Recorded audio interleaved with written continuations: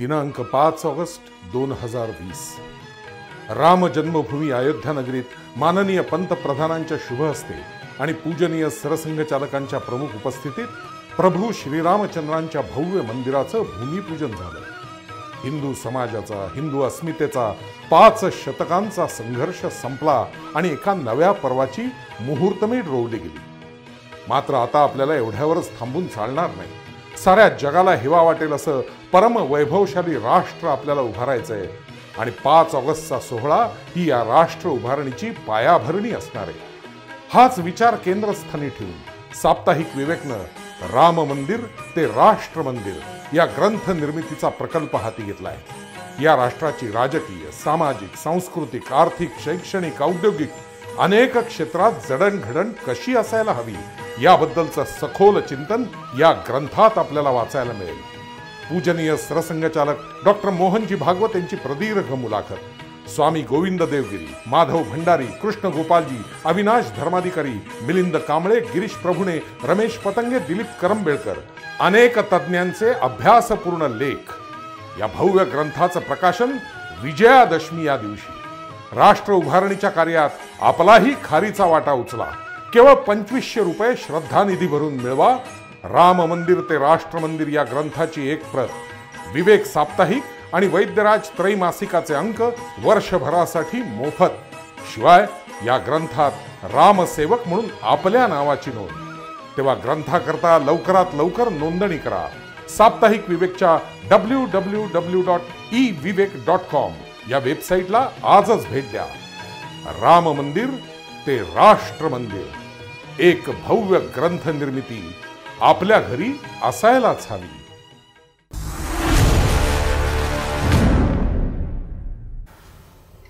नमस्कार, मी निमेश वहाळकर। साप्ताहिक विवेकच्या राष्ट्र जागरण व्याख्यानमालेच्या आजच्या या पहिल्या उद्घाटन सत्रात आपण सर्वांचं स्वागत। दिनांक 5 ऑगस्ट 2020 अयोध्या नगरीत भव्य राम मंदिराच्या भूमिपूजनाचा कार्यक्रम संपन्न झाला। हिंदू समाजाचा साधारण 5 शतकांचा संघर्ष संपला आणि स्वप्नपूर्तीच्या दिशेने एक ठाम आश्वासक अशी वाटचाल सुरू झाली। मात्र आपल्याला एवढ्यावरतीच थांबून चालणार नाहीये। भव्य राम मंदिराची उभारणी ही भव्य राष्ट्र मंदिराच्या उभारणीचा एक पाया असणार आहे।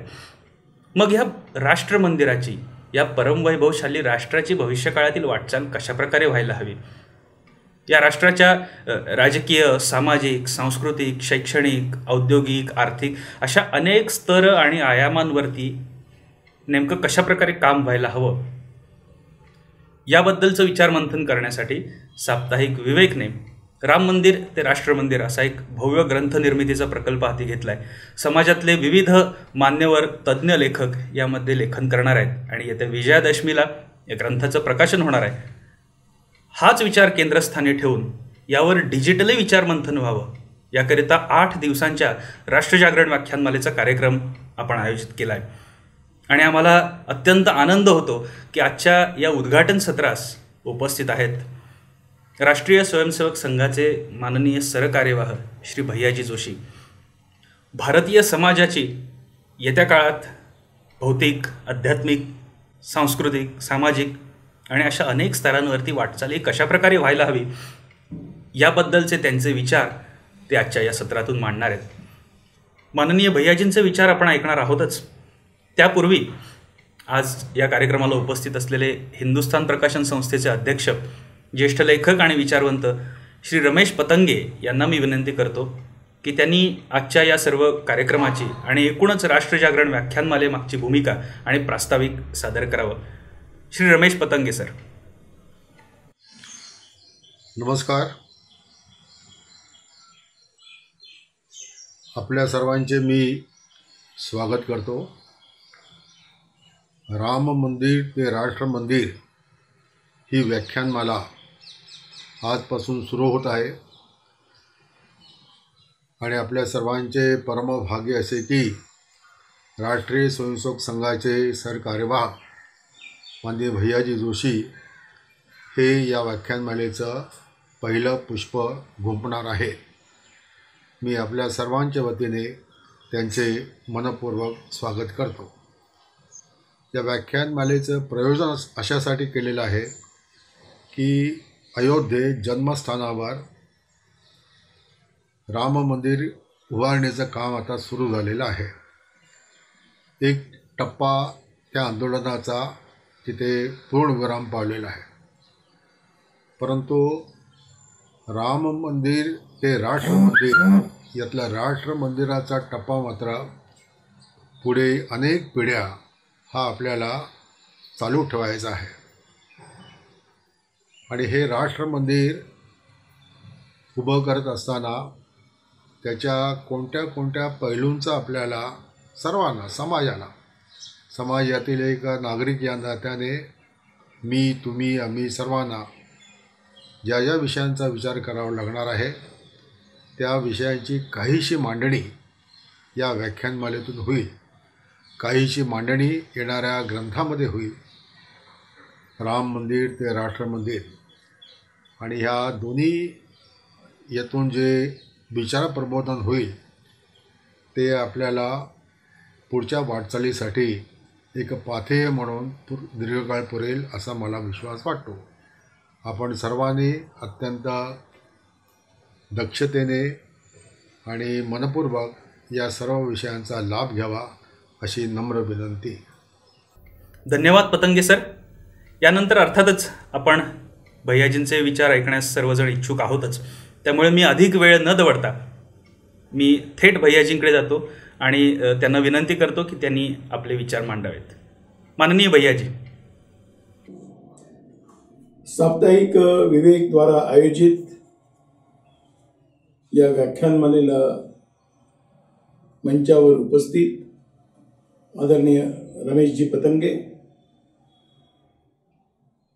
आणि या कार्यक्रमासाठी उपस्थित समस्त सज्जन वृंद, माता भगिनी आणि बंधूंनो, एका विशिष्ट विषयाला धरून या व्याख्यानमालेचं आयोजन साप्ताहिक विवेकनी केलं. त्यासाठी सुरुवातीलाच मी त्यांचे मनापासून आभार मानतो. माझ्या आजच्या विषयाचा प्रारंभ करताना मी थोडी या राम जन्मभूमी आणि राम मंदिर या संदर्भामध्ये थोडी पृष्ठभूमी आपल्यासमोर ठेवणार आहे. एखाद्या देशामध्ये एखाद्या मंदिराच्या निर्मितीसाठी इतकं मोठं व्यापक जनजागरण आणि आंदोलन करावं लागतं, हीच एक मोठी आश्चर्याची गोष्ट आहे. ज्या देशामध्ये भगवान रामाला या देशातल्या सामान्य व्यक्तींनी एक आदर्श मानलं, आपल्यासमोर आपल्या अंतःकरणामध्ये त्याच्याबद्दल श्रद्धा ठेवली, अशा आपल्या श्रद्धास्थानासाठी संघर्ष करावा लागावा, हे सुद्धा एक आश्चर्य आहे. 1528 ते आज मितीपर्यंत हा संघर्ष सातत्याने चालू राहिला आणि या संघर्षाची परिणती असं म्हणता येईल या देशाच्या स्वाभिमानाच्या प्रारंभामध्ये याची आज इतिश्री झाली आहे असं म्हणता येईल. 5 ऑगस्टला अयोध्येमध्ये संपन्न झालेलं भूमिपूजन हे केवळ एका मंदिराच्या निर्मितीचा प्रारंभ नाही, तर या संदर्भामध्ये अनेक बिंदूंनी याचा विचार करण्याची आवश्यकता आहे. भारतामध्ये रामाच्या मंदिरांची कमतरता नाही. गावागावांमध्ये रामाची मंदिरं आहेत आणि म्हणून जर कोणी म्हटलं की हा एका मंदिरासाठी संघर्ष होता तर ते योग्य होणार नाही. या मंदिराचा संघर्ष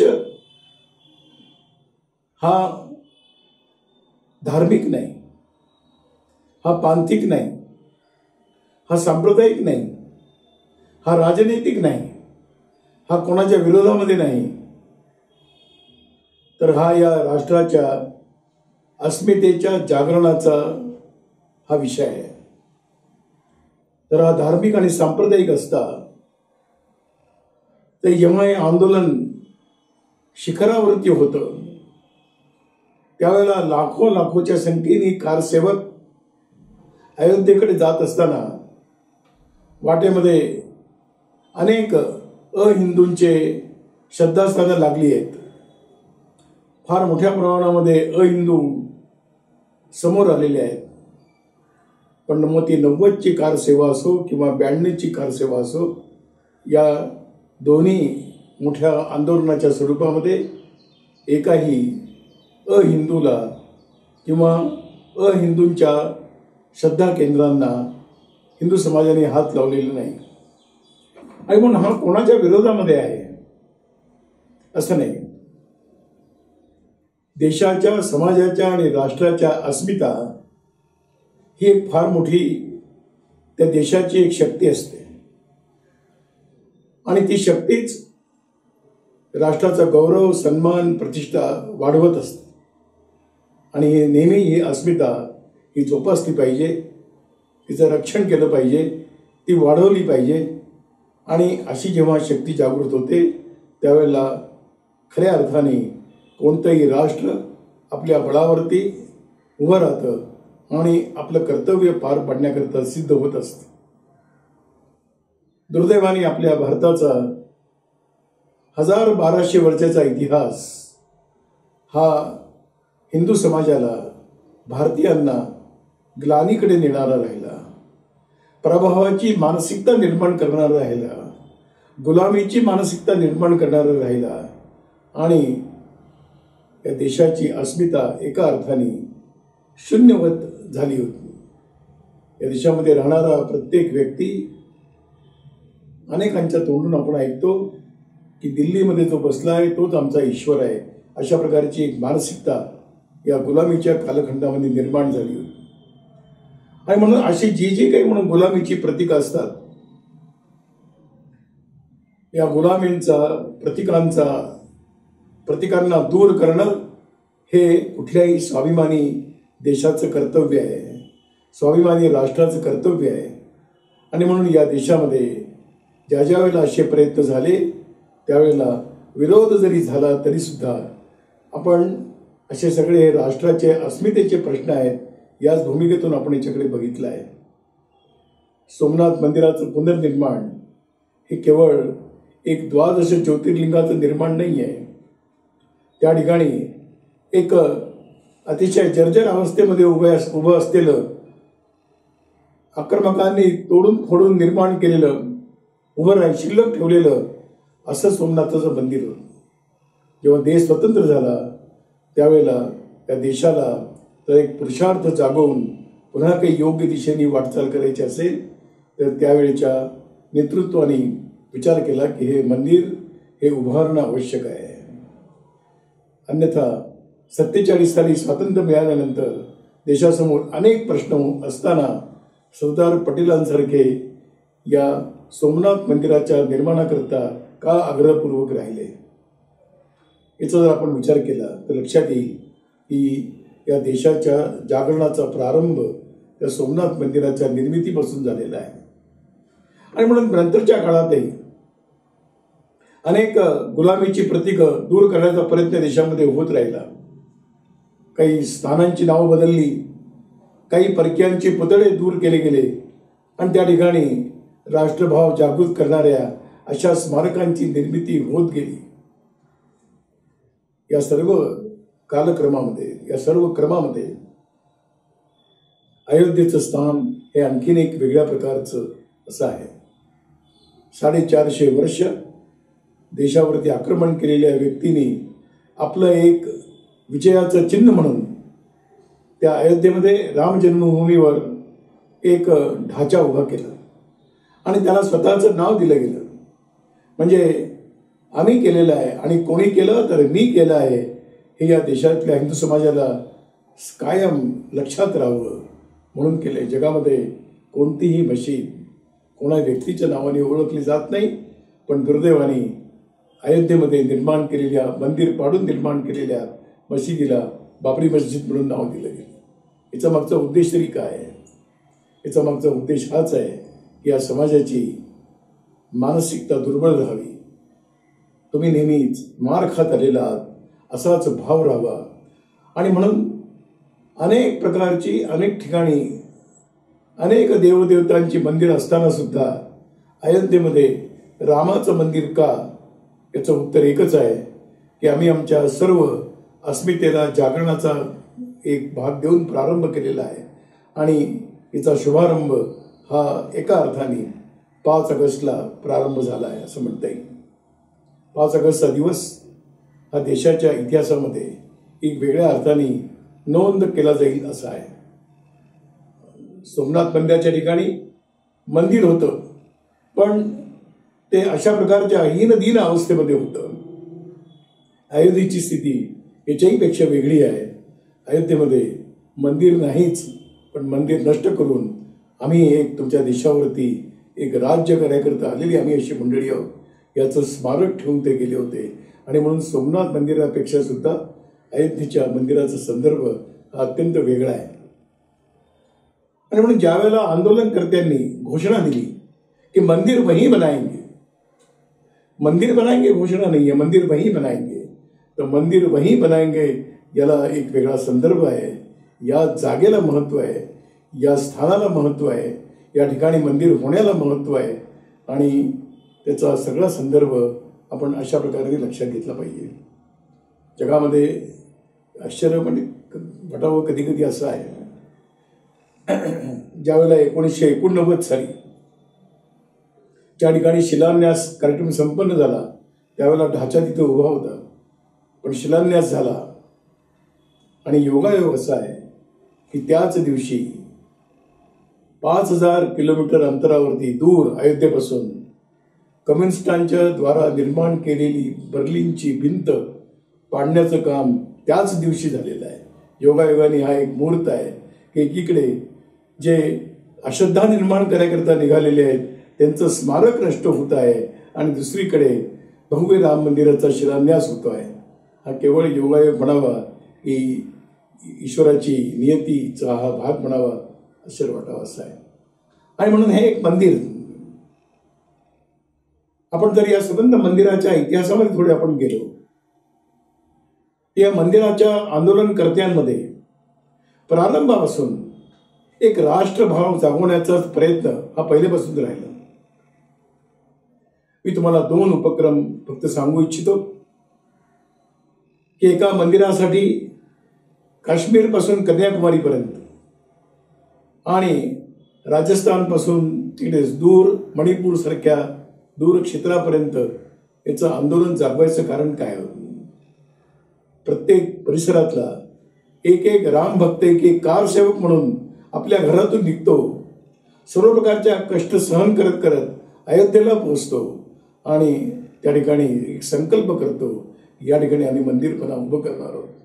तर हा केवळ एका 4 भिंती उभा करण्याचा संकल्प नाही आहे, तर हा राष्ट्र जागरणाचा संकल्प आहे. आणि म्हणून त्या देशभरातल्या लाखो कारसेवकांनी जो भाव मनामध्ये घेऊन इथे आले, मला असं वाटतं की समाजाची एक आंतरिक इच्छा आहे, आंतरिक शक्ती आहे, आंतरिक आकांक्षा आहे, त्याचं दर्शन त्या काळामध्ये झालं. एक छोटा उपक्रम आणखी नंतर केला गेला. प्रत्येक गावातून एक रामशिला पूजन करून त्या मंदिराच्या निर्मितीकरता पाठवावी असा एक संकल्प केला गेला. आणि आपल्याला आश्चर्य वाटेल की देशभरातल्या सुमारे 3.5 लाख गावांमधून करोडो लोकांनी एका शिलेचं पूजन करून आणि मिरवत वाजत गाजत ती रामशिला म्हणून अयोध्येला पोहोचवण्याचं काम केलं. काय अयोध्येमध्ये विटा निर्माण करण्याची क्षमता नाही, व्यवस्था नाही. पण ज्या वेळेला मनुष्य आपल्या गावातली माती आणि आपल्या गावातलं पाणी आम्ही तयार केलेली एक रामशिला ही त्या अयोध्येच्या मंदिरामध्ये लागणार आहे, याचा अर्थ असा आहे की ते मंदिर हे आमचं आहे, हे या देशाचं आहे, हे राष्ट्राचं आहे, हे या सर्व समाजाच्या विजयाचं आहे, हीच भावना राहिलेली आहे. आम्ही त्यावेळेला आंदोलनकर्त्यांनी आव्हान केलं होतं की प्रत्येक व्यक्तीने ₹1.25 द्यावा. आपल्याला आश्चर्य वाटेल की करोडो लोकांनी ₹1.25 त्यावेळेला दिलं. या मंदिराच्या निर्मितीकरता पैशाची कमी कधी पडणार नाही, धनाची कमी नाही, दानदात्यांची कमी नाही. पण आंदोलनकर्त्यांनी जी भूमिका पहिल्यापासून ठेवली की हे मंदिर हे केवळ शिल्प नाही आहे, हे मंदिर केवळ काहीतरी भव्य दिव्य करायचं अशा कल्पनेतून हे निर्माण होणारं मंदिर नाही, या देशातल्या प्रत्येक सामान्य व्यक्तीला वाटलं पाहिजे की हे माझं श्रद्धास्थान आहे आणि श्रद्धा ही कुठल्याही देशाची एक मोठी शक्ती असते. आणि म्हणून आंदोलन पुढच्या काळात आंदोलन कदाचित चालणार नाही, पण सामान्य या देशातला राम भक्त विश्वास ठेवेल, एक मनामध्ये संकल्प करेल, आकांक्षा करेल की हे मंदिर हे माझ्या जीवनाशी संबंधित आहे, याचा संदर्भ देशाच्या हिताशी आहे, राष्ट्राच्या विकासाशी आहे आणि म्हणून हे मंदिर त्या अर्थाने एक राष्ट्र मंदिर म्हणून उभं राहणार आहे. राष्ट्र मंदिर खरं म्हणजे रामाचं मंदिर काय आहे याचं पण त्याला पण काही संदर्भ आहेत. या समाजामध्ये रामाला आदर्श जीवन मानलेलं आहे आणि म्हणून रामाच्या जीवनामधला आदर्श घेऊन सामान्य व्यक्तीने आपलं जीवन घडवावं. सामान्य व्यक्तीने येणाऱ्या संकटांवरती मात करावी. सामान्य व्यक्तीने असुरी शक्ती कोण आहे त्या ओळखाव्यात. अयोग्य काय योग्य काय याचा विवेक जागृत व्हावा. हे त्या भगवान रामाच्या दर्शनातून प्रत्येक व्यक्तीच्या अंतःकरणामध्ये उतरणार आहे. आणि म्हणून केवळ एक सुंदर मूर्ती आहे, तिथे आरती होणार आहे, तिथे भजन होणार आहे असं नाही, तर या देशामधला प्रत्येक मनुष्य असं म्हणतोय की त्यांचं जीवन हे माझ्यासाठी आदर्शवत आहे, अनुकरणीय आहे. मी सुद्धा रामासारखा झालो पाहिजे असा भाव त्या मूर्तीच्या दर्शनातून प्रकट होणार आहे. आणि म्हणून त्याचं जीवन, रामाचं जीवन हे आदर्श जीवन म्हणून आमच्या समोर आहे. त्या आदर्श जीवनाची कुठल्याही श्रेष्ठ शब्दाने वर्णन करता येतं, तर तो शब्द आपल्याकडे फक्त भगवान रामाच्या बाबतीत लावला गेला आणि तो शब्द आहे पुरुषोत्तम, उत्तम पुरुष. आणि हा उत्तम पुरुष कसा आहे त्याला पण आणखीन एक शब्द जोडला गेला, तो मर्यादाशील आहे आणि म्हणून मर्यादा पुरुषोत्तम आहे. म्हणजे किती प्रकाराने रामाचं दर्शन करत असताना आदर्श काय आहेत, मर्यादा काय आहेत, उत्तम काय आहे, श्रेष्ठ काय आहे याचं स्मरण होणार आहे, याचं दर्शन होणार आहे. आणि त्याच्याही पुढे जाऊन आपण जर विचार केला तर आज हजारो वर्षानंतर रामाचा जन्म केव्हा झाला, कुठे झाला तो नक्की आहे, पण केव्हा झाला याच्याबद्दल 2 मतं असू शकतील, पण हजारो वर्ष झाली ही नक्की आहे, हे निश्चित आहे. परंतु आजही कुठल्याही आदर्श व्यवस्थेसंबंधी बोलताना, कोणीही वर्णन करताना शब्दप्रयोग हाच केला जातो की रामराज्य झालं पाहिजे. मग रामराज्य म्हणजे काय? महात्मा गांधींनी सुद्धा आपल्या अनेक वेळच्या उद्बोधनामध्ये म्हटलं की देशामध्ये रामराज्य आलं पाहिजे. सामान्य व्यक्ती अशिक्षित असो, शिकलेला असो, संपन्न असो, कोणत्याही जातीतला असो, ती व्यक्ती हाच विचार करते की रामराज्य आलं पाहिजे. त्याला कदाचित रामराज्याची परिभाषा करता येणार नाही, पण इच्छा ही मात्र आहे की रामराज्य झालं पाहिजे.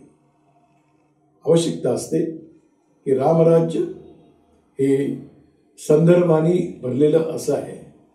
त्यामुळे काल सुसंगत योग्य पद्धतीचा विचार करून राज्यांची रचना व्हावी हाच संदेश दिला. ते आदर्श व्यवस्था आहे आणि आदर्श व्यवस्थेमध्ये कधीही कोणत्याही गोष्टी स्थिर असत नाही. त्या काल सुसंगत असतात, काळाप्रमाणे बदलतात, परंतु मूळ आदर्श या शब्दाशी कुठलीही तडजोड न करता ते राज्य चाललं पाहिजे, हीच आदर्श राज्याची कल्पना आहे. आणि म्हणून रामराज्य आम्ही जेव्हा म्हणतो त्यावेळेला काही जर मूलभूत काही गोष्टी म्हटल्या तर काय आहे, तर तिथे रामराज्य आहे याचा अर्थ तिथे न्याय आहे. रामराज्य आहे याचा अर्थ तिथे सुव्यवस्था आहे. रामराज्य आहे याचा अर्थ तिथे दुर्बलांची रक्षा आहे. रामराज्य आहे याचा अर्थ असा आहे तिथे कोणाशीही कोणी कोणत्याही प्रकारचा भेदभाव करणार नाही. हे तर एक मूलभूत सूत्र डोळ्यासमोर ठेवली. व्यवस्था बदलतील, आवश्यकता बदलत जातील, कालाप्रमाणे नवीन नवीन रचना येत राहतील, पण या सूत्रांशी कोणत्याही प्रकारची तडजोड न करता जे राज्य चालतं ते राज्य रामराज्य म्हणूनच ओळखलं जातं. अशा प्रकारचे आदर्श राज्याची, अशा प्रकारच्या आदर्श व्यवस्थेची कल्पना आहे.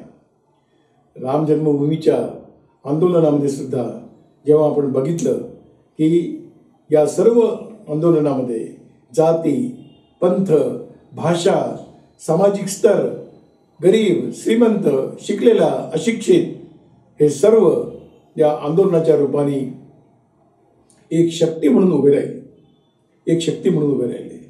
आणि देशाच्या या शक्तीचं दर्शन सगळ्या जगाने घेतलं.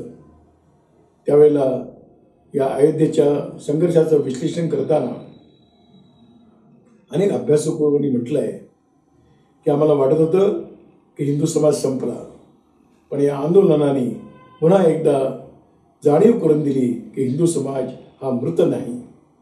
हा कदाचित काही काळ हा सुप्त अवस्थेमध्ये गेला असेल, पण हिंदू समाज जेव्हा जागृत होतो तेव्हा त्याचं स्वरूप काय असू शकतं याचं दर्शन या आंदोलनामध्ये झाले. या आंदोलनामध्ये घडलेलं हे दर्शन आजच्या काळामध्ये विचार करताना त्याचं एक वेगळ्या प्रकारचं पाऊल पुढच्या काळामध्ये पुढे पडण्याची आवश्यकता आहे. आज एक स्वावलंबी, एक स्वाभिमानी समाज आहे. शेवटी राम जन्मभूमीचं आंदोलन तरी कशासाठी आहे? स्वाभिमानासाठी आहे, स्वावलंबनासाठी आहे, आत्मसन्मानासाठी आहे. आणि आज जगामध्ये जर भारताला पुन्हा एकदा त्याच प्रकारचं स्थान प्राप्त करायचं असेल तर केवळ राजनैतिक सत्तेच्या माध्यमातून नाही, तर या ठिकाणचा सामान्य व्यक्ती जेव्हा या भावनेने उभा राहील, या आत्मविश्वासाने उभा राहील, त्याच वेळेला हे राष्ट्र खऱ्या अर्थाने जगाला एक दिशा देणारं असं होऊ शकतं. भारताच्या बाबतीमध्ये असं म्हटलं आहे की देशाच्या नव्हे तर जगाच्या कल्याणामध्ये, मानवाच्या कल्याणामध्ये, विश्वाच्या कल्याणामध्ये भारताची एक भूमिका आहे. आणि ती भूमिका काय आहे असा जेव्हा आपण विचार करतो त्यावेळेला सर्व प्रकारच्या अनैतिक असुरी शक्तींपासून सामान्य व्यक्तींचं रक्षण हे करण्याची भूमिका आहे. या देशामधला, जगामधला प्रत्येक मानव समूह आत्मसन्मानाने उभा राहावा. संख्येच्या बळावरती, शस्त्रांच्या बळावरती कुठल्याही मानवजातीसमोर कोणी संकट उभं करू नये, त्यासाठी प्रतिकार करणारी एक सकारात्मक शक्ती, एक दैवी शक्ती उभी राहण्याची आवश्यकता असते. आणि ती दैवी शक्ती नियतीने असं म्हटलं आहे की हे काम भारतालाच करावं लागेल. आणि हे करणारा भारत जर हवा असेल, तसा भारत निर्माण करणं याचा अर्थ असा आहे की या देशातला जनसामान्य या प्रेरणेने, या भावनेने, एका आत्मविश्वासाने एक संकल्प घेऊन उभा राहणं याची आवश्यकता आहे. मला असं वाटतं की हे राम मंदिर हे अशा अर्थाने एक ऊर्जेचं, एक प्रेरणेचं केंद्र म्हणून पुढच्या काळामध्ये बनणार आहे. हे केवळ मला म्हटलं की केवळ एक 4 भिंतींनी निर्मित शिल्पकलेचा उत्तम नमुना असलेलं आणि सुंदर रामाचं दर्शन घडवणारं एवढ्या पुरतं मर्यादित नाही. या सर्व गोष्टी त्या ठिकाणी असतीलच, पण त्या ठिकाणी जे रामजीवनाचं दर्शन होणार आहे ते रामजीवन म्हणजे राष्ट्रजीवन आहे. ते रामजीवन म्हणजे असुरी शक्तींवरती विजय मिळवण्याचा एक भाव आहे, त्याचं दर्शन आहे. आणि दुर्बलांचं रक्षण झालं पाहिजे हा भाव त्यातून प्रकट होणार आहे. आणि म्हणून मला असं वाटतं की हे मंदिर पुढच्या काळामध्ये निर्माण होईल यात शंका नाही. पण त्या मंदिरामध्ये जाणारा प्रत्येक व्यक्ती या आत्मविश्वासाने येईल आणि राष्ट्राच्या विकासाकरता माझं योगदान काय आहे याचा निश्चित संकल्प घेऊन देशाच्या विकासामध्ये आपलं योगदान देण्याकरता सिद्ध होत जाईल. या देशातला सामान्य खेडेगावात राहणारा माणूस असो, दूर वनांचलामध्ये राहणारा एखादा वनवासी बंधू असो, पर्वत श्रेणींमध्ये राहणारा असा गिरीवासी असो, शिकलेला असो, बुद्धिमान असो, शौर्य आणि पुरुषार्थाने भरलेला सामान्य व्यक्ती असो, या व्यक्तीचं सर्वांचं योगदान निश्चित करण्याची आवश्यकता राहते. आणि हे निश्चित करण्याचं काम स्वाभाविकपणाने शासनही करत असतात, सामाजिक धार्मिक संस्था करत असतात, स्वयंसेवी संस्था करत असतात. त्यांच्या माध्यमातूनच ही सर्वसामान्य माणसाची शक्ती जागृत होत असते. आणि म्हणून पुढच्या काळात जे दृश्य आहे ते अशा प्रकारच्या सर्व जे समाजाची शक्ती केंद्र आहेत त्यांनी पुढे येण्याची आवश्यकता राहील. आणि हा जो एक राम जन्मभूमीच्या निमित्ताने प्रकट झालेला हा एकात्मतेचा जो हुंकार आहे, हा एकतेचा स्वर आहे, हा एकतेचा स्वर राष्ट्राच्या विकासाकरता आणि अधिक उज्ज्वल अधिक प्रखर होत जाईल अशी अपेक्षा आहे. प्रारंभ करावा लागेल शिक्षणापासून, प्रारंभ करावा लागेल या ठिकाणच्या आर्थिक व्यवस्थापासून, प्रारंभ करावा लागेल या ठिकाणच्या शेतीसारख्या ज्या मूलभूत गरजा भागवणारं जे केंद्र आहे त्या शेती व्यवस्थेपासून प्रारंभ करावा लागेल. आज जगाच्या स्पर्धेमध्ये उतरताना औद्योगिक क्षेत्रसुद्धा त्याच प्रमाणाचं विकसित करावं लागेल. पण हे सर्व करत असताना रामाचा भाव सगळ्यांच्या अंतःकरणामध्ये असला पाहिजे.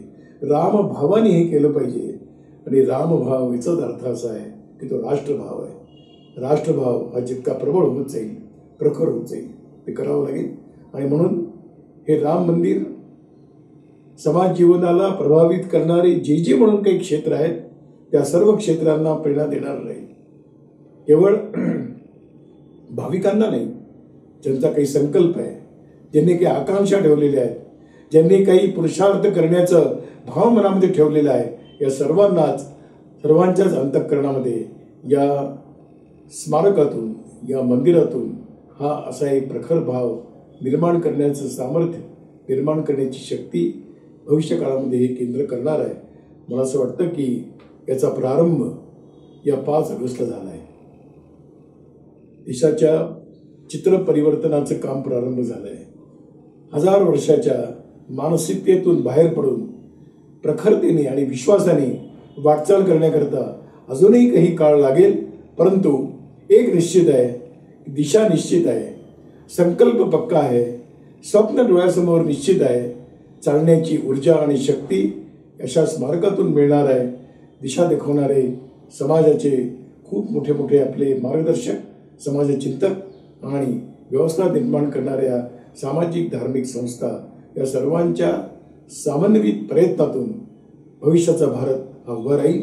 आणि निश्चितपणाने जगाच्या नकाशावरती जे भारताला जे दायित्व पूर्ण करायचं आहे ते दायित्व पूर्ण करण्याकरता हा भारत सिद्ध होईल, हा विश्वास या घटनेतून आमच्या सगळ्यांच्या मनामध्ये निर्माण होतोय, झाला पाहिजे. भविष्यामध्ये त्या ठिकाणी जाणारी प्रत्येक व्यक्ती याच भावनेने प्रेरित होऊन आपल्या जीवनाची दिशा नक्की करणे असं सामर्थ्य या मंदिरामध्ये असणार आहे असा माझा विश्वास आहे. आणि म्हणून मला असं वाटतं की भविष्याचा भारताची सुरुवात, की जो भारत एक उज्ज्वल भारत होणार आहे, जो जगाला सुद्धा एक योग्य दिशा दाखवणार आहे, त्याच्या आधारावरती जगामध्ये एक समन्वयाचं आणि एक शांतीचं वातावरण तयार होईल.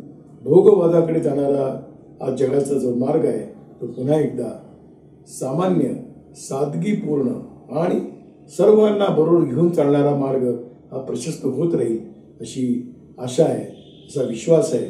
हा संकल्प आम्ही सर्वांनी मिळून करण्याची आवश्यकता आहे असं मला वाटतं. या ठिकाणी मी माझं बोलणं पूर्ण करतो. धन्यवाद भैयाजी. एक नेमकं चित्र स्पष्ट करणारी आणि सगळ्या मतमतांना एका धाग्यामध्ये गुंफणारी अशी आपली आजची मांडणी होती. काही प्रश्न आहेत, एका मागोमाग एक आपण आपलं त्याच्यावरती मत जाणून घेऊयात.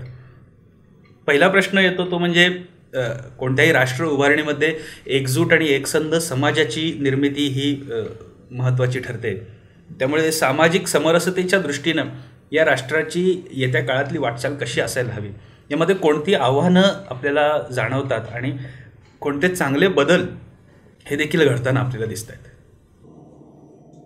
खरं म्हणजे या समाजामध्ये कोणत्याही प्रकारचे भेदाभेद असू नयेत असण्याचं काही कारण नाही. जे आपल्या सिद्धांतामध्ये नाही, जे आपल्या चिंतनामध्ये नाही, पण दुर्दैवाने मधल्या कालखंडामध्ये अशा प्रकारचा एक भेद समाजामध्ये निर्माण झाला. तो मुख्यतः जन्माच्या आधारावरती जाती आणि जातीच्या आधारावरती व्यवहारशैली हे ठरत गेली. हे त्याचं मूळ कारण राहिलं. जन्माच्या आधारावरती जात हे किती वैज्ञानिक आहे याचा जरूर विचार करण्याची आवश्यकता राहील, परंतु त्यामुळे होणारा जो परस्परांचा व्यवहार आहे हा मात्र अत्यंत चिंतनीय असा आहे. जन्म घेण्याचं आपल्या हातात नाही.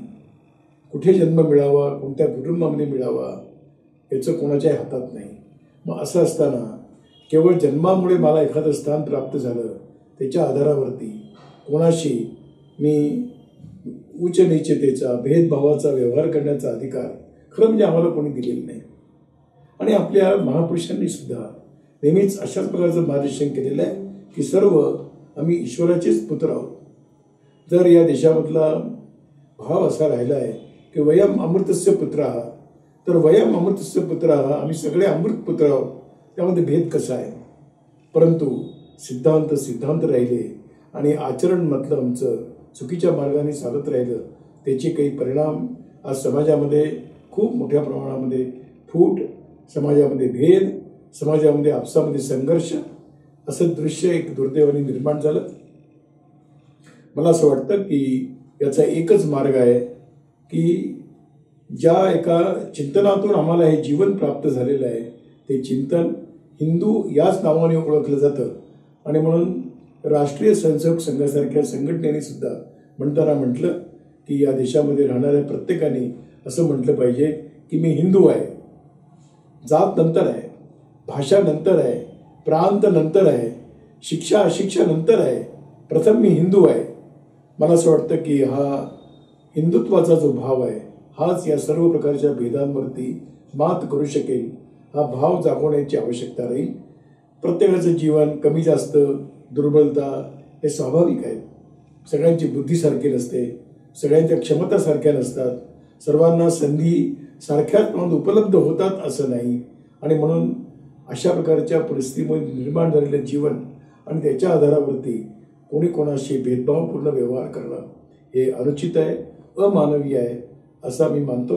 आणि म्हणून त्याला मार्ग हाच आहे की आपण सर्व एकाच शक्तीचे अंश आहोत, आम्ही एकाच परंपरेचे वारस आहोत, आम्ही एकाच संस्कृतीला जोपासणारे आपण आहोत, आम्ही सर्व एकच प्रकारचे मूल्य मानणारी मंडळी आहोत. हा भाव समाजातल्या सगळ्या स्तरांमध्ये निर्माण करणं, त्यातूनच ही जी आज विभाजित शक्ती आहे ती संघटित स्वरूपामध्ये भविष्यकाळामध्ये उभी राहू शकते. तोच प्रयत्न अधिक प्रभावीपणे होण्याची आवश्यकता आहे. साधन देण्याने, सुविधा देण्याने हा भाव निर्माण होईलच याची खात्री वाटत नाही. भैयाजी, आपल्या भारतीय संस्कृतीमध्ये, भारतीय तत्त्वज्ञानात, वेद आणि पुराणात स्त्रीचं महत्त्व अनन्यसाधारण आहे. यत्र नार्यस्तु पूज्यन्ते म्हणत तिला देवीची प्रतिमा आपण मानलेलं आहे. मात्र आपल्याच गेल्या काही शतकांच्या व्यवहारात आणि आजही स्त्रीला दुय्यम स्थान आहे. तर या सर्व पार्श्वभूमीवरती स्त्री पुरुष समानता किंवा महिला शक्तीचं सबलीकरण या विषयामध्ये भारतीय समाजाची येत्या काही काळातली वाटचाल ही कशा प्रकारे असायला हवी असं आपल्याला वाटतं? असं आहे की ज्या आपल्या समाजामध्ये गेल्या काही वर्षांच्यामुळे ज्या विकृती आलेल्या आहेत त्या विकृतीचं दर्शन अशा प्रकारच्या व्यवहारातून आपल्याला होताना दिसतं. महिला पुरुष हा भेद हा मानवाने आपल्या मनात आधी निर्माण केलेला आहे. ती दुर्बळ आहे, आम्ही रक्षक आहोत. ठीक आहे, काही प्राकृतिक मर्यादा असतील तरीसुद्धा दुर्बलता किंवा काही वेगळ्या प्रकारची गुणवैशिष्ट्य त्याच्या आधारावरती व्यवहारांचं जे एक पद्धती विकसित झाली दुर्दैवाने ती अयोग्य आहे, अनुचित आहे.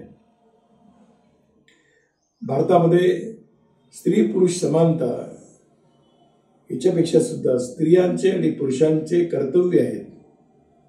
ते कर्तव्य परस्पर पूरक आहेत आणि ती पूरकता जागवण्याची आवश्यकता राहील. म्हणून आपल्याकडे शब्द वापरताना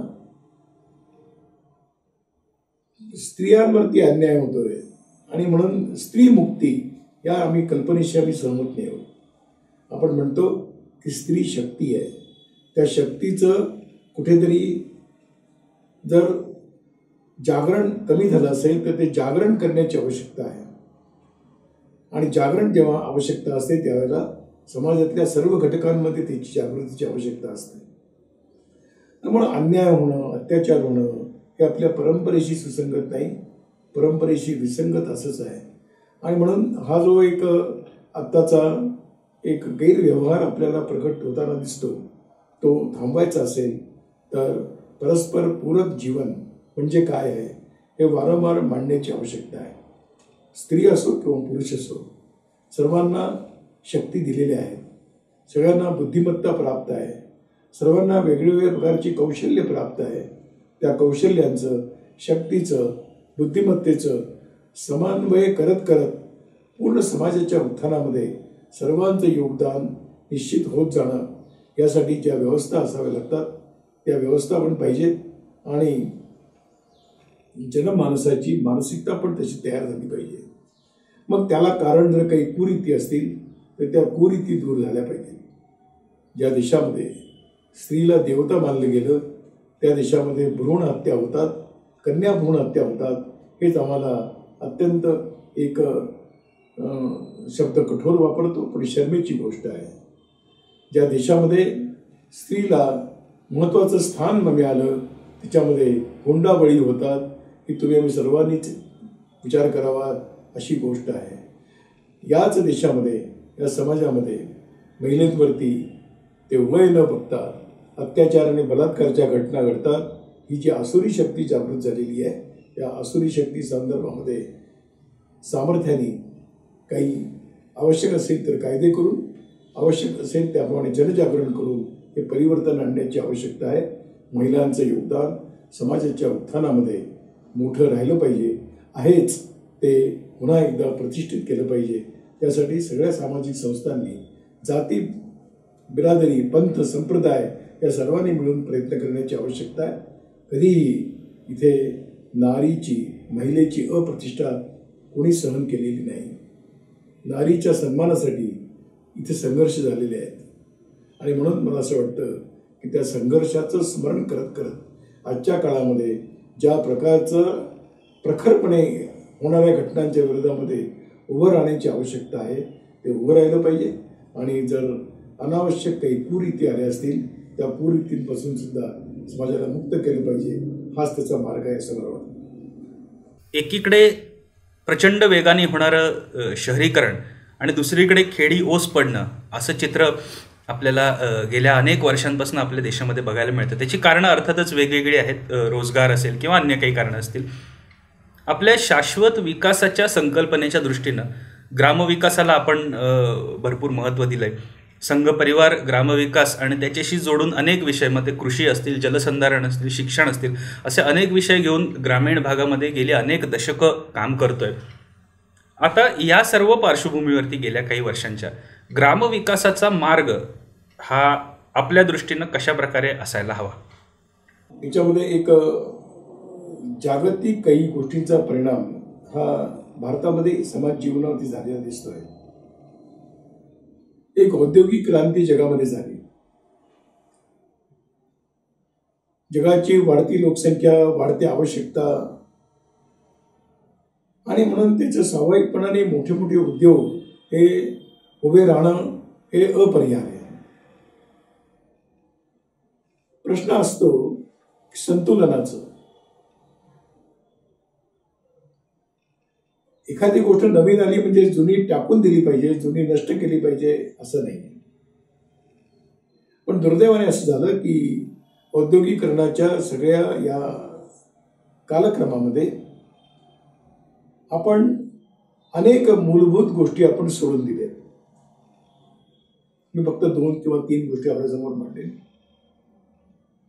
या मोठ्या उद्योगांच्या निर्मितीमुळे कुटीर उद्योग आणि ग्रामोद्योग हे जवळजवळ नष्ट झाले. त्याचा परिणाम असा झाला की औद्योगिकरणामुळे नगरं मोठी होत गेली, रोजगार तिथे उपलब्ध होत गेले आणि मग स्वाभाविकपणाने तो कुठलाही शिकलेला युवक हा शहरांकडे धाव घ्यायला लागला.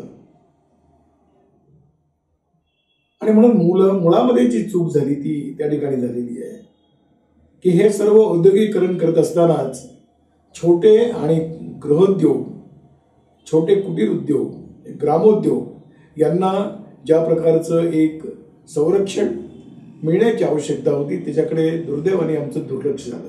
मी कोणाला दोष देत नाही, पण दुर्लक्ष झालं हे नक्की आहे आणि त्याचे परिणाम आहेत की आमच्या देशातल्या सर्व समाज जीवनावरती त्याचा प्रभाव झालेला आढळतो. आणि म्हणून पुन्हा एकदा मुळापासून काही विचार करण्याची आवश्यकता आहे. ज्या उत्पादनांना मोठ्या उद्योगांची गरज नाही अशी उत्पादनं त्यांना छोट्या उद्योगांमध्ये परिवर्तित केलं पाहिजे. मोठ्या उद्योगांना त्याच्यापासून दूर ठेवलं पाहिजे. ज्याला खूप मोठी ऊर्जा लागते, ज्याला खूप मोठे तंत्रज्ञान लागतं असे उद्योग हे मोठ्या उद्योगाचे क्षेत्र झाले पाहिजेत आणि ज्याच्यामध्ये अल्प ज्ञानाच्या आधारावरती, अल्प शिक्षणाच्या आधारावरती, अल्प ऊर्जेच्या आधारावरती उद्योग होऊ शकतात. अशा उद्योगांना चिन्हित करून त्यांना पुढच्या काळामध्ये प्रोत्साहन दिलं पाहिजे. आणि म्हणून याच्यामध्ये विचार करताना एकूणच शिक्षणाच्या व्यवस्थेच्या संबंधी पण विचार करण्याची आवश्यकता राहील. आज रोजगारोन्मुखी शिक्षण झालेलं आहे, नक्की आहे, पण रोजगार कोणते? तर रोजगारांची दोन प्रकारांनी आवश्यकता असते की एक कालानुरूप समाजाला आवश्यक गोष्टीची निर्मिती करणं, परंतु मूलभूत जीवनासाठी आवश्यक असलेल्या गोष्टींची निर्मिती करणं, या दोनमध्ये विभाजन केलं पाहिजे. आणि म्हणून वाढत्या कालाप्रमाणे ज्या आवश्यकता निर्माण झाल्या त्यासाठी उद्योग हे तंत्रज्ञानाच्या आधारावरती उभे राहतील, पण जीवनावश्यक वस्तूंशी संबंधित उद्योग हे तंत्रज्ञानापेक्षा सुद्धा कौशल्यावरती विकसित झाले पाहिजे.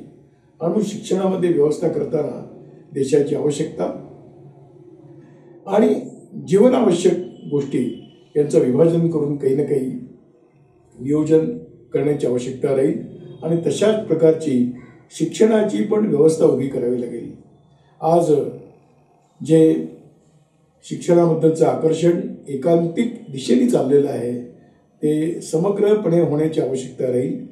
या देशाच्या गरजा काय आहेत, आवश्यकता काय आहेत, देशाची क्षमता काय आहे हे लक्षात घेऊन त्या प्रकारचं शिक्षण आणि त्या प्रकारची शिक्षणाची व्यवस्था उभी राहणं आवश्यक आहे. आपण काही जरी झालं तरी अन्नधान्याला पर्याय नाही हे जर नक्की असेल तर शेतीसारख्या कामाला जे आज प्रतिष्ठा प्राप्त होण्याची आवश्यकता आहे आणि प्रतिष्ठा प्राप्त होते दोन कारणाने. शेतीमध्ये काम करणाऱ्यांना सन्मान मिळाला पाहिजे आणि शेतीमध्ये होणाऱ्या परिश्रमाला योग्य ते मूल्य मिळालं पाहिजे. आज दुर्दैवाने शेती विषय हा दोन्ही बाजूने उपेक्षित होत चालला आहे आणि म्हणून जीवनावश्यक वस्तूंचा प्रश्न निश्चितपणाने काही प्रमाणामध्ये उभा राहील. सुदैवाने काही ना काही चांगल्या योजना आजही चालू आहेत. मला असं वाटतं की याचं एक संतुलन नीती निर्धारण करणाऱ्यांनी, योजना करणाऱ्यांनी याचा एक संयम कसा राहील, संतुलन कसं होईल, तशी शिक्षणाची व्यवस्था कशा उभ्या राहतील, तसे उद्योगांना प्रोत्साहन कसं दिलं जाईल याचा विचार पुढच्या काळामध्ये करावा लागेल. आणि कुठल्याही देशाच्या विकासामध्ये शेवटी केंद्रित व्यवस्थेपेक्षा विकेंद्रित व्यवस्था याचं एक महत्त्व आहे. त्या विकेंद्रित व्यवस्थांना धक्का लागणार नाही आणि जर धक्का लागला असेल तर पुन्हा एकदा त्या सुरळीत करणं, नीट पुन्हा करणं, त्याच्या कमतरता असतील त्या कमतरता दूर करणं, आवश्यकता असतील त्या आवश्यकतांची पूर्ती करणं, हे सर्व स्तरावरती अशा प्रकारचे प्रयत्न होण्याची आवश्यकता आहे. त्यातूनच मला असं वाटतं की एका योग्य दिशेने भारताची प्रगती होत राहील असं वाटतं. भैयाजी, एक शेवटचा प्रश्न. आपल्याकडे अनेकदा मांडणी होते की आपला देश हा महासत्ता नव्हे, म्हणजे आर्थिक किंवा सामरिक महासत्ता नव्हे, तर विश्वगुरू बनायला हवा. आता हे विश्वगुरू बनायला हवा किंवा विश्वगुरू होणार आहे हे सुद्धा काही जणांच्या मते एक प्रकारची अधिपत्याची भावना आहे, इतरांपेक्षा श्रेष्ठत्वाची भावना आहे, वर्चस्वाची भावना आहे. आपण याकडे कसं बघता? हे विश्वगुरू होणं भारताने ही अधिपत्याची भावना आहे का सहचर्याची भावना आहे? आपलं नेमकं मत काय? जेव्हा विश्वगुरूची आम्ही काही मांडणी करतो त्यावेळेला केवळ भौतिक विकास असा डोळ्यासमोर ठेवून चालणार नाही. मानव जातीचा संदर्भ, जीवनाचा संदर्भ केवळ भौतिक विकास नाही आहे. भौतिक विकास त्याला आज मी म्हणेन की प्रमाणाबाहेर त्याला महत्त्व प्राप्त झालेलं आहे. आणि म्हणून प्रश्न आज निर्माण झालेला आहे की भौतिक विकासातून मनुष्य निर्माण होतो की एक यंत्र निर्माण होतो. भौतिक प्रगतीतून मानव निर्माण होतो, मानवता निर्माण होते, काय विकसित होत आहे आज हे आव्हान तुमच्या आमच्या समोर आहे. आणि मग भारतामध्ये जी मानव विकासाची, मनुष्य विकासाची जी कल्पना केलेली आहे ती केवळ भौतिक नाही आहे. तर आपल्याकडे असं पण म्हटलेलं आहे की नराचा नारायण होणं ही पण एक दिशा आहे. नराचा नर होत जाणं, अधिक नर होत जाणं नाही. आपल्याकडे म्हटलंय नर करणी करे तो नर का नारायण हो जाए. तर नारायण म्हणजे काय? सर्व गुणांनी युक्त आहे, सर्व प्रकारचं संतुलित जीवन आहे, एक संयमित जीवन आहे. ज्यावेळेला शक्तीच्या बळावरती, साधनांच्या बळावरती मनुष्य पुढे जातो त्यावेळेला स्वाभाविकपणाने जे याच्यामध्ये जे दुर्बळ आहेत ते त्याचे शिकार होतात, ते त्यांना अन्याय सहन करावा लागतो. आपली कल्पना अशी आहे की मानव जातीचा विकासाचा मार्ग हा केवळ भौतिक मार्ग नाही तर समग्रपणे त्याचा विचार करण्याची आवश्यकता राहते. पंडित दीनदयाळ उपाध्यायांनी म्हणतानाच त्याला म्हटलं की केवळ शरीराचा विकास नाही तर मनाचा विकास झाला पाहिजे, केवळ मनाचा नाही तर बुद्धीचा विकास झाला पाहिजे. आणि या शरीर आणि मन बुद्धी याला संचालित करणारी जी एक आंतरिक शक्ती आहे तिचाही विचार होण्याची आवश्यकता असते. भारतातल्या चिंतकांनी असा एक समग्रपणे विचार केलेला आहे, एक समन्वित दृष्टिकोन ठेवलेला आहे, एक इंटिग्रेटेड अप्रोच घेतलेला आहे. त्या इंटिग्रेटेड अप्रोचला डोळ्यासमोर ठेवून समग्रपणे विचार करण्याची आवश्यकता राहील. आणि आम्ही आत्मविश्वासाने म्हणतो की असा समग्रपणे विचार करण्याचं काम भारतामध्येच होऊ शकतं. कारण भारताच्या मूलभूत चिंतनामध्ये हे आहे. ते चिंतन प्रभावीपणे मांडणं, त्या चिंतनाच्या आधारे समाज व्यवस्था उभी करणं आणि एक आदर्श सगळ्या जगासमोर निर्माण करणं की त्या आदर्शाकडे बघून जगातल्या लोकांना सुद्धा वाटलं पाहिजे की आपण सुद्धा हे स्वीकारण्याची आवश्यकता आहे. आणि म्हणून भारताला जर विश्वगुरू व्हायचं असेल तर अशा प्रकारचं समग्रतेने चिंतन आणि व्यवहार करणारा समाज जगासमोर उभा करावा लागेल. आपण काही क्लासरूम चालवणार नाही, आपण काही ग्रंथनिर्मिती करणार नाही. आपण विश्वगुरू जेव्हा कल्पना करतो त्यावेळेला एक आदर्श व्यवस्थेचा नमुना तो कुठे असेल तर ती भारतभूमी असेल. आणि असा भारत जगाला सुद्धा त्या दिशेने चालण्याची प्रेरणा, शक्ती देऊ शकतं. हे काल्पनिक नाही, याच्यापूर्वी आपल्या पूर्वजांनी हेच काम केलेलं आहे, जगाला मार्ग दाखवलेला आहे. कारण आपल्या देशातून जे पूर्वी जगामध्ये वेगवेगळ्या ठिकाणी गेले ते कोणीही प्राप्त करण्याकरता नाही गेले, ते देण्याकरताच गेलेले आहेत. ते संस्कृत घेऊन गेले, ते जीवनशैली घेऊन गेले, ते मूल्य घेऊन गेले. ती भूमिका जी भारताने त्यावेळेला बजावली त्यामुळे भारताची एक प्रतिष्ठा होती. आज असा पुन्हा प्रतिष्ठा प्रदान करणारा भारत म्हणजेच भारतीय समाज, म्हणजेच या देशात राहणारा प्रत्येक नागरिक हा त्या भावनेशी सुसंगत अशा प्रकारचा संकल्प घेऊन उभा राहील आणि अशी एक आदर्श सगळ्या प्रकारची जीवन रचना व्यवस्था जगासमोर उभी करेल. त्यासाठी राजनैतिक पातळीवरती, सामाजिक पातळीवरती, गाव पातळीवरती, धार्मिक सामाजिक संस्थांच्या पातळीवरती, शिक्षणाच्या क्षेत्रामध्ये, कृषीच्या क्षेत्रामध्ये, आर्थिक विकासाच्या क्षेत्रामध्ये, सर्व क्षेत्रामध्ये आम्हाला असे काही आदर्श उदाहरणं जगासमोर प्रस्तुत करावी लागतील. मला असं वाटतं की विश्वगुरू मागची हीच कल्पना आहे आम्ही कधीही सत्तावादी दृष्टिकोन भारताचा कधी राहिला नाही, हिच्या पुढेही राहणार नाही असा आम्हाला विश्वास आहे. धन्यवाद भैयाजी, आपल्या सर्व व्यस्त कार्यक्रमातून वेळ काढून साप्ताहिक विवेक आणि या व्याख्यानमालेमध्ये साधलेल्या संवादाबद्दल. आता आपल्या उद्याच्या सत्रामध्ये उपस्थित असतील राम जन्मभूमी तीर्थक्षेत्र न्यासाचे कोषाध्यक्ष पूजनीय स्वामी गोविंद देवगिरी महाराज. धर्मविचार काल, आज आणि उद्या अशा विषयावरती ते आपले विचार मांडतील. त्यामुळे भेटूयात साप्ताहिक विवेकच्या याच फेसबुक पेज आणि यूट्यूब चॅनलवरनं उद्या सायंकाळी 6 वाजता राष्ट्रजागरण व्याख्यानमालेच्या दुसऱ्या सत्रात. धन्यवाद.